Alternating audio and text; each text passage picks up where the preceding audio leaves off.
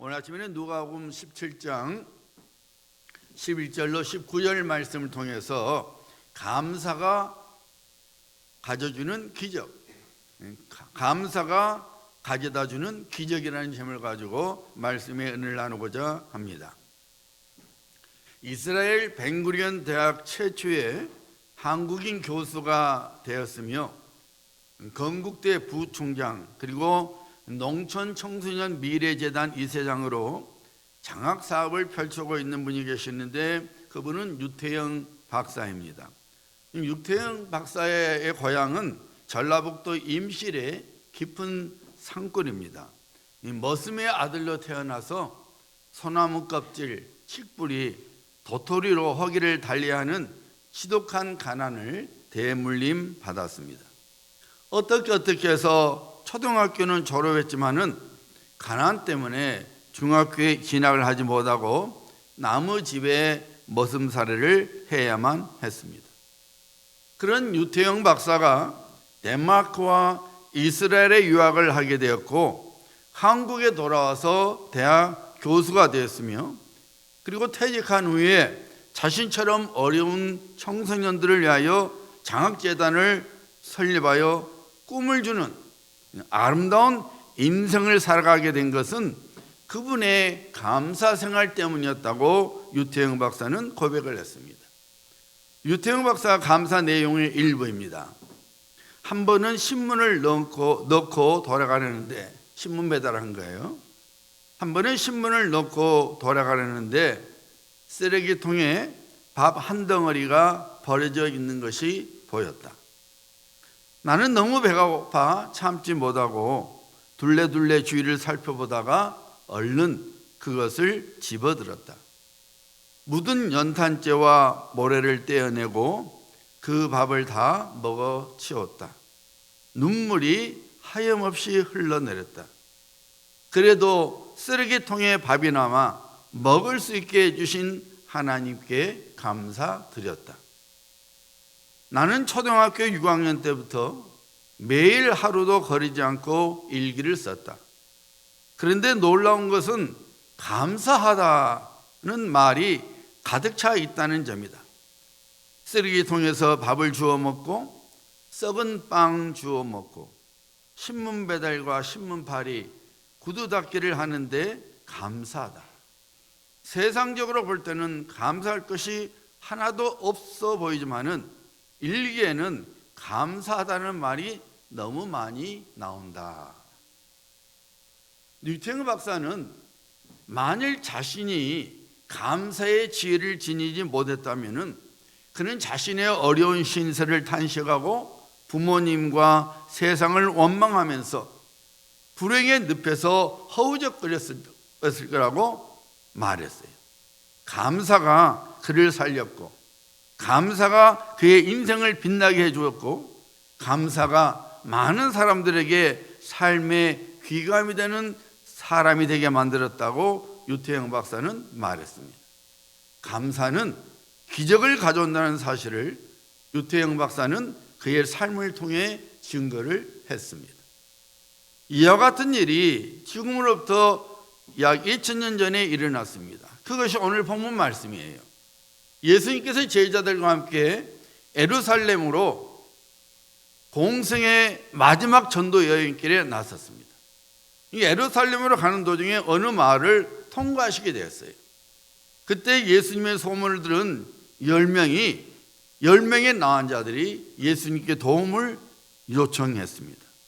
당시만 해도 나병은 절대로 고칠 수 없는 무서운 질병이었습니다. 점령성 때문에 일단 나병에 걸리면 가족과 생이별을 해야만 했습니다. 살던 마을로부터 쫓겨나서 따로 살아야만 했습니다. 더욱이 유대인들은 나병 환자를 부정한 자로 여겼기 때문에 나병 환자는 절대로 정상인에게 가까이 다가서도 안 되었습니다. 혹시라도 상대방이 모르고 자기에게 접근하면은 나는 부정한 사람이요 라고 소리를 쳐서 그 사람이 가까이 오지 못하게 해야만 했습니다. 오늘 본문 말씀 속에 나오는 10명의 나은 자들이 그런 비참한 인생을 살고 있었습니다. 그날도 자신들의 참 불쌍한 인생을 탓하면서 오늘은 어떻게 한 끼를 때울 수 있을까 하는 걱정으로 천근만근 무거운 발길을 걷고 있었습니다. 갑자기 10명 중에 한 나환자가 소리쳤어요. 여보게들, 보게나 저기 가시는 분이 하나님의 아들이라고 불리는 예수라는 분이 아닌가? 당시에 우리 예수님은 팔레스타인 전역의 슈퍼스타였죠. 천국 복음을 전하시고 모든 약한 것들과 질병들을 고쳐 주셨습니다. 많은 기적들을 베푸셨습니다. 다른 나환자들이 이구동성으로 말했습니다. 맞네, 맞아. 틀림없이 예수님일세. 10명의 나환자들은 갑자기 심장이 뛰기 시작했습니다. 묘한 흥분이 그들 마음속 깊은 곳에서부터 스물스물 배어나왔습니다. 어쩌면 평생 꿈꿔왔던 그 일이 그날은 이루어질 것 같은 묘한 흥분이 그들 마음속에 차게 되었습니다. 그래서 그들은 마치 입을 맞춘 것처럼 누가 시작할 것도 없이 동시에 소리를 쳤습니다. 예수 선생님이요, 우리를 불쌍히 여기소서. 놀랍게도 우리 예수님께서 그들에게 말씀하셨죠. 가서 제사장들에게 너희 몸을 보이라. 모세 율법을 통해서 유대 백성들에게 주신 하나님의 법은 뭐였습니까? 만약 나병으로 의심이 되면은 반드시 제사장이 판단을 내리게 되어 있습니다. 그래서 제사장이 당신 나병이다 그러면은 이제 따로 격리해야 되고, 나병이 아니다 그러면은 그 진영 안에서 살 수 있었습니다. 반드시 제사장이 나병이 아니다고 판결을 해줘야만이 정상인으로서 마을에서 살게 됩니다. 10명의 나환자들이 예수님의 말씀에 순종하고 제사장에게 발길을 돌렸습니다. 이제 제사장에 가기 위하여 마을로 가고 있는데 믿기 어려운 일이 일어났습니다. 갑자기 상쾌한 기분이 들고 몸이 가뿐해진 것 같은 기분이 들어서 자신들의 몸을 바라보니 나병이 온데간데 없이 사라지고 말았습니다. 예수님께서 고쳐주신 것입니다. 예수님께로 와서 그의 도우심을 구하니 예수님께서 그들을 고쳐주시고 한숨과 눈물을 없애주셨습니다. 사랑하는 여러분, 인생의 행복은 예수 그리스도 안에 있습니다. 진정한 행복은 예수님께로부터 오는 것입니다. 여러분, 우리 인생을 한번 살펴보세요. 야, 내가 진짜 참으로 행복하구나 라고 말을 할 수 없게 만드는 것들이 우리에게 많이 있어요. 걱정에 매이고, 질병에 매이고, 미움에 매이고, 불행과 저주에 매여 있습니다. 어떤 사람은 술에 매이고 그리고 도박에 매여 살아갑니다. 그래서 매일 죽겠네라는 말을 입에 달고 살아갑니다. 아, 피곤해 죽겠네. 아, 속상해 죽겠네. 아, 더워 죽겠네.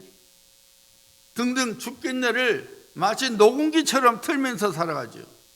어떤 사람은 밥상 앞에서도 배고파 죽겠네 합니다.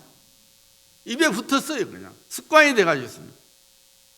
여러분, 삶 속에 예수 그리스도를 모시지 않는 사람은 죽겠네라고 말할 수밖에 없습니다. 왜냐하면 이 세상의 삶이 죽어가는 삶이기 때문입니다.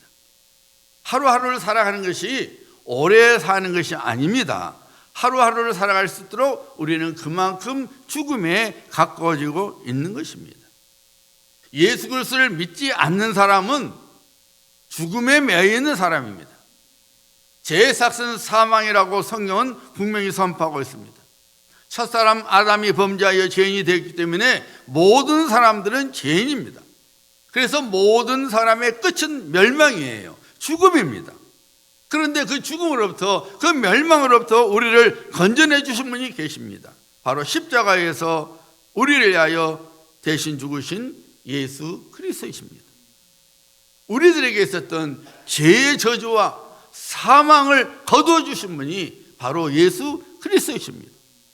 인간의 모든 질병을 고쳐주시는 약이 바로 예수 그리스도이십니다. 그래서 예수 그리스도를 믿으면 술 중독으로부터 벗어납니다. 마약 중독으로부터 벗어나게 됩니다. 도박으로부터 치료받게 됩니다. 불안과 염려로부터 벗어나게 됩니다. 질병으로부터 벗어나게 됩니다. 그래서 하나님께서 아모스 선지자를 통해서 뭐라고 말씀하셨어요? 나를 찾으라, 그리하면 살리라. 예수 그리스도를 믿으면 살게 됩니다. 예수님을 믿으면 예수 그리스도의 영이신 성령께서 그 사람의 심령 속에 들어오십니다. 그리고 생명의 생수를 흐르게 하사 살게 주십니다. 영원한 생명을 선물로 받아 육신의 삶이 끝나면 천국에서 영원토록 우리 사랑하는 주님과 살게 됩니다. 뿐만 아니지요, 이 세상에 살 때에도 살게 주십니다.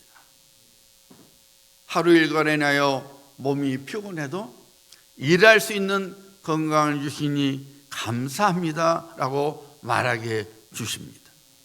속상한 일을 당해도 우리 주님께서 해결해 주실 것이라는 믿음을 성령께서 주시니 죽겠네 하고 말하지 않고 찬송하게 하고 기도하게 만들어 주십니다. 굳이 술과 도박의 힘을 빌지 않아도 열심히 인생을 살아갈 수 있는 힘과 지혜를 성령께서 공급해 주십니다. 그래서 예수 그리스도 안에 있으면, 예수님과 더불어 살아가면 살아가게 되는 거예요. 살게 되는 거예요. 하루하루 삶이 죽는 삶이 아니라 살아가는 삶이 되는 것입니다. 예수 그리스도께 길이 있음을 믿으셔야 합니다. 예수님께만 생명이 있습니다. 예수님께만 구원이 있습니다. 예수님께만 평강이 있습니다. 예수님께만 기쁨과 감사가 있습니다. 우리 예수님께서는 절대로 그를 의지하는 자를 실망시키지 않습니다. 오늘 아침 예배를 드리고 있는 여러분들은 예수님을 만나 구원받은 하나님의 자녀들입니다. 여러분의 삶 속에서 예수님을 만나서 그의 도우심을 입었습니다. 그래서 이 아침에도 하나님의 성전에 와서 예배를 드리고 있지 않습니까? 그런데 여러분, 구원을 받은 우리가 살펴봐야 할 것이 있습니다. 구원받은 우리가 살펴봐야 하는, 주의 깊게 들여다보는 하나가 있어요. 자, 다시 본문 말씀으로 돌아가서 살펴봅니다. 10명의 노환자들이 예수님의 도우심으로 나음을 입었습니다. 나음을 입은 것을 그들이 발견했을 때 그들의 마음이 어땠을까요? 분명히 기쁨과 감격으로 충만했을 것입니다. 지긋지긋한 문제로부터 벗어났으니 얼마나 그들이 기뻤겠습니까? 더 이상 이제 나병 때문에 멸시와 조롱을 받지 않게 되었습니다. 그리운 가족에게로 돌아가게 되었습니다. 평소에 내가 하고 싶었던 일을 하게 되었습니다. 아내가 혹은 어머니가 차려준 맛있는 밥을 먹게 되었습니다. 결혼도 할 수 있게 되었습니다. 이제는 새로운 인생을 살 수 있게 되었습니다. 그러니 그들은 얼마나 좋았겠습니까? 얼마나 감격스러웠겠습니까? 얼마나 흥분되었겠습니까? 여기까지는 10명의 사람들이 다 경험한 것입니다. 그런데 그 중에 한 사람이 9사람이 하지 않는 행동을 보였습니다. 자, 15절과 16절 보시기 바랍니다. 그 중에 한 사람이 자기가 낳은 것을 보고 큰 소리로 하나님께 영광을 돌리며 돌아와 예수의 발 아래 엎드려 감사하니 그는 사마리아 사람이라. 한 사람이 그의 나음을 있는 것을 발견하고 하나님께 영광을 돌리고 예수님께 와서 감사를 드렸습니다. 예수님, 제 병이 나았습니다. 이 무서운 나병으로부터 저를 낫게 해주셔서 참으로 감사합니다. 예수님 감사합니다. 정말 예수님은 하나님의 아들이십니다. 저를 치료하시니, 저 인생을 고쳐주시니 감사합니다. 이 감사를 예수님께 드렸어요. 그랬더니 예수님께서 놀라운 말씀을 선포해 주십니다. 일어나 가라, 내 믿음이 너를 구원하니라. 이제는 영혼의 질병을 낫게 주셨습니다. 영생을 선포해 주셨어요. 이전보다 더 큰 복을 주셨습니다. 9명의 사람들은 육신의 질병을 치료받았지요. 깨끗함을 입어서 이제 정상적인 삶을 살게 되었습니다. 그러나 그것으로 끝이었습니다. 그들은 육신의 구원을 받았지만은 영혼의 구원을 받지 못했습니다. 잠시 잠깐 건강한 몸으로 살 수는 있었지만은 영원한 생명을 선물로 받지 못했습니다. 하지만 예수님께로 와서 문제로부터 건져내 주신 예수님의 손길에, 구원을 베푸신 예수님의 손길에 감사를 드린 사람은 육신의 질병뿐만 아니라 죄로 인한 저주와 사망으로부터 건짐을 받아서 영육간의 구원을 누리게 되었습니다. 여러분, 무엇이 한 사람을 영육간의 구원을 받게 한 것입니까? 다른 9사람이 갖지 못한 것을 그 한 사람은 갖고 있었습니다. 그것은 베풀어 주신 은혜에 대한 감사였습니다. 그 감사가 더 큰 복을 받게 했습니다. 질병의 치료보다 더 큰 영혼 구원, 즉 영원한 생명을 선물로 받게 되는 하나님의 구원 속에 들어오게 된 것입니다. 여러분, 한나가 하나님으로부터 어떤 복을 받았습니까? 자식이 없어서 눈물의 인생을 살다가 하나님의 은혜로 아들을 낳게 되었지요. 그런데 한나는 하나님의 은혜를 잊지 않았습니다. 그래서 그녀는 그가 소원한 대로 그가 낳은 아들 사무엘을 하나님께 드렸습니다. 무슨 일이 벌어졌습니까? 하나님의 더 큰 복이 한나에게 부어졌습니다. 사무엘상 2장 21절은 이렇게 증거합니다. 여호와께서 한나를 돌보시사. 이 말은 돌보시사는 은혜를 베푸사 그 말이에요. 한나가 하나님께서 그에게 베푸신 은혜를 기억하고 감사하니까 하나님께서 한나에게 또 은혜를 부어주셨는데 뭐라고 합니까? 그로 하여금 임신하여 세 아들과 두 딸을 낳게 하셨고 아이 사무엘은 여호와 앞에서 자라니라. 하나님의 은혜에 감사하니 하나님께서 그런 한나에게 세 아들과 두 딸의 선물들을 주셨을 뿐만 아니라 그가 낳은 사무엘이 하나님 앞에서 자라게 하셨다는 거예요. 무슨 말씀이에요, 여러분? 놀라운 은혜를 아들 사무엘에게 베풀어 주셨다 그 말입니다. 여러분, 왜 한나가 위대한 신앙입니까? 기도해서 아들을 얻었기 때문입니까? 물론 그렇지요. 그러나 한나가 위대한 신앙인으로 오늘날 우리에게 도전을 주고 감동을 주는 것은 그가 받은 바 하나님의 은혜를 그냥 지나치지 않았다는 거예요. 아들을 얻고 나서 하나님을 모른 채 하지 않았습니다. 오늘날 많은 신앙인들이 기도 응답을 받고 나서 오히려 하나님을 떠납니다. 하나님의 은혜를 경험하고 나서 오히려 하나님으로부터 멀어집니다. 하나님의 은혜 가운데 받은 바 그것으로 오히려 성령님을 근심하게 만들고 받은 바 그것으로 오히려 하나님께 대한 열심을 잊어버립니다. 여러분, 우리는 그리스도 예수 안에서 하나님의 은혜를 받았습니다. 그리고 지금도 그 은혜를 먹고 마시며 살고 있지 않습니까? 찬송가 429장 우리가 부른 찬송이 있죠. 세상 모든 풍파 너를 흔들어 약한 마음 낙심하게 될 때에 내려주신 주의 복을 세워라. 주의 크신 복을 내가 알리라. 받은 복을 세어보아라. 크신 복을 내가 알리라. 받은 복을 세어보아라. 주의 크신 복을 내가 알리라.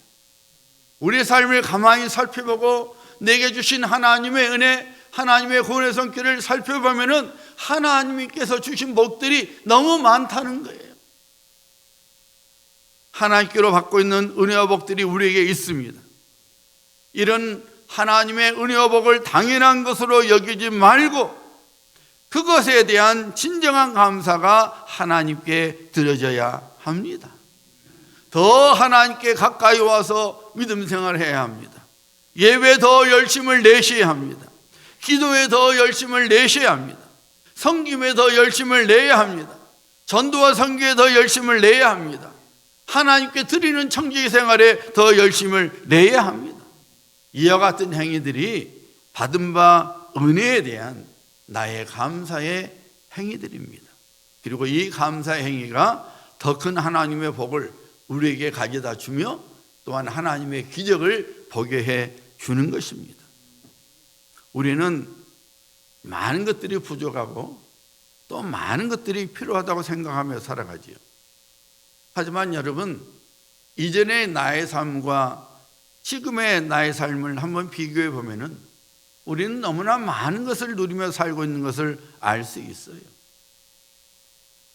여러분의 집에 오셔서 여러분의 한번 전자제품을 살펴보시고 여러분의 방 안에 뭐가 있는지 살펴보세요. 이전에 없던 것들이 많이 있을 거예요. 오히려 쓰레기가 되어서 버려야 되는데 못 버리고 있는 게 더 많죠. 너무나 많은 것을 하나님께서 주셨어요.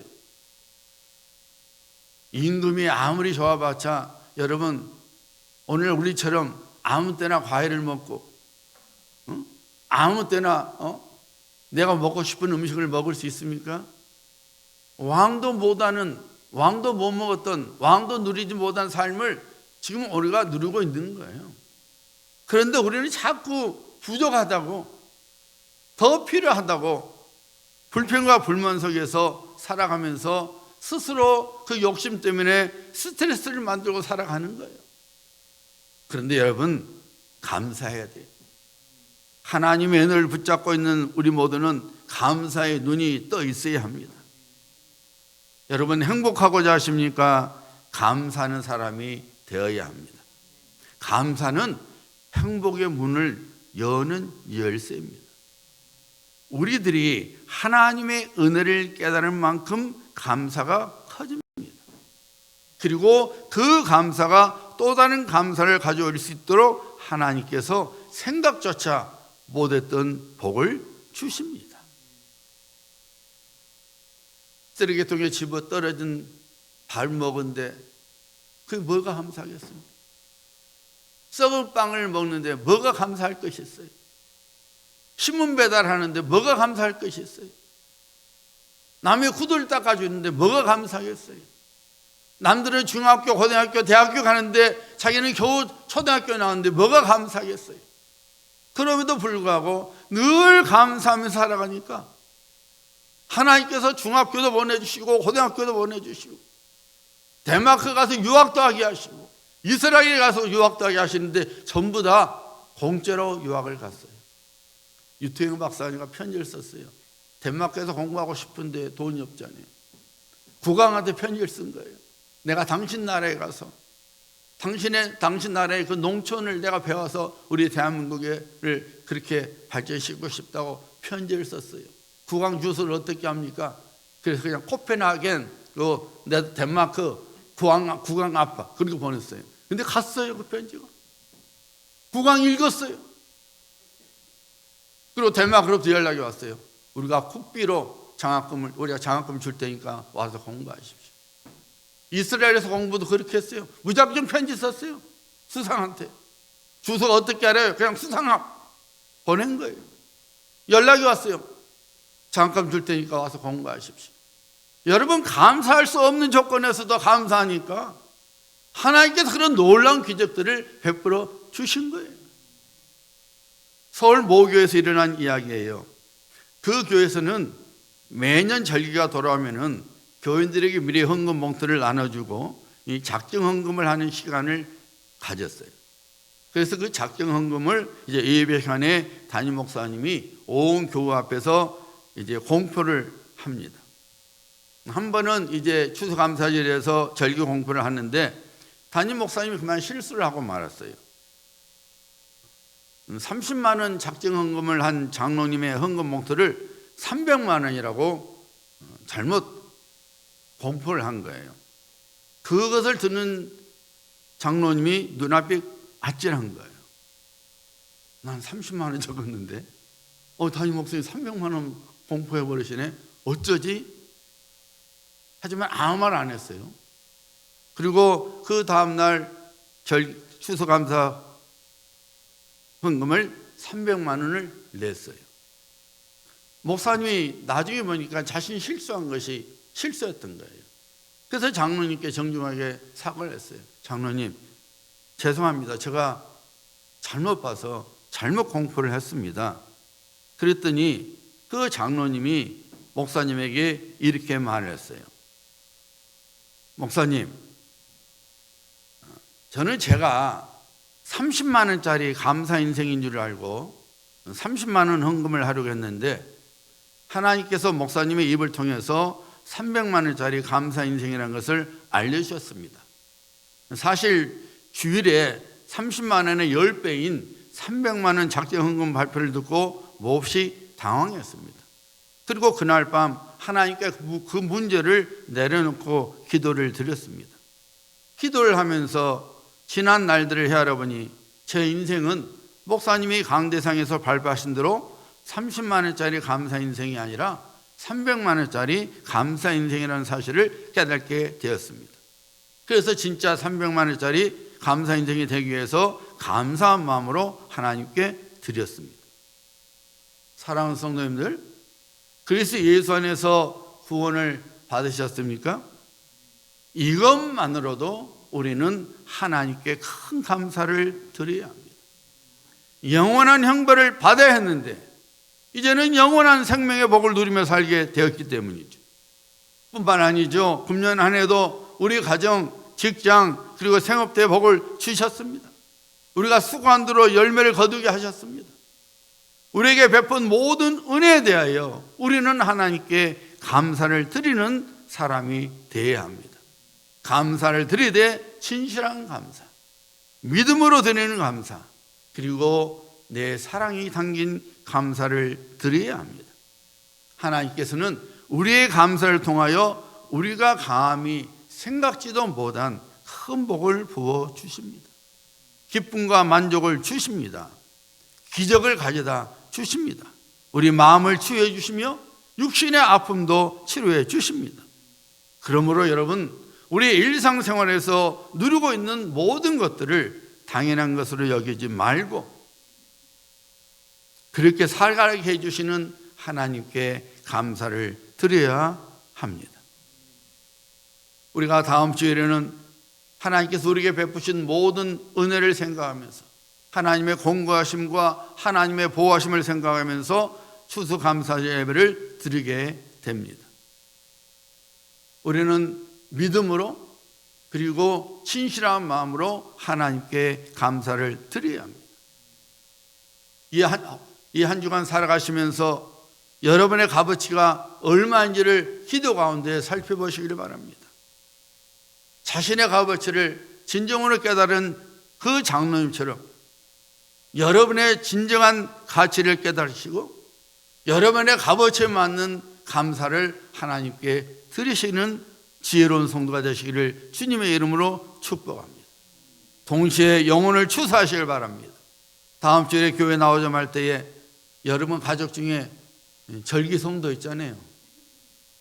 절기 때만 나오는 성도 있잖아요. 부르세요. 절기 때만 나와도 할렐루야. 절기 때도 보니 오늘 당신 나랑 갑시다. 혼자 오지 마시고 말해요. 당신은 절기 신자 아니냐고. 오늘 절기가 됐으니 나랑 갑시다. 그래야 돼요. 주변의 사람들에게 오늘 한번 나랑 같이 교회 가보자고, 예배 드리자고 초청하시길 바랍니다.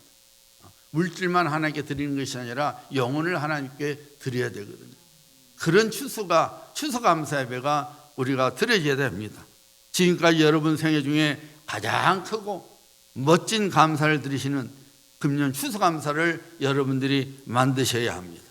그리고 그렇게 될 수 있도록 한 주간 열심히 기도하시고 성령님의 도우심을 구하시기를 바랍니다. 반드시 하나님께서 여러분을 통해서 여러분의 감사를 받으시고 놀라운 기적을 여러분에게 여러분의 삶 속에 베풀어 주십니다.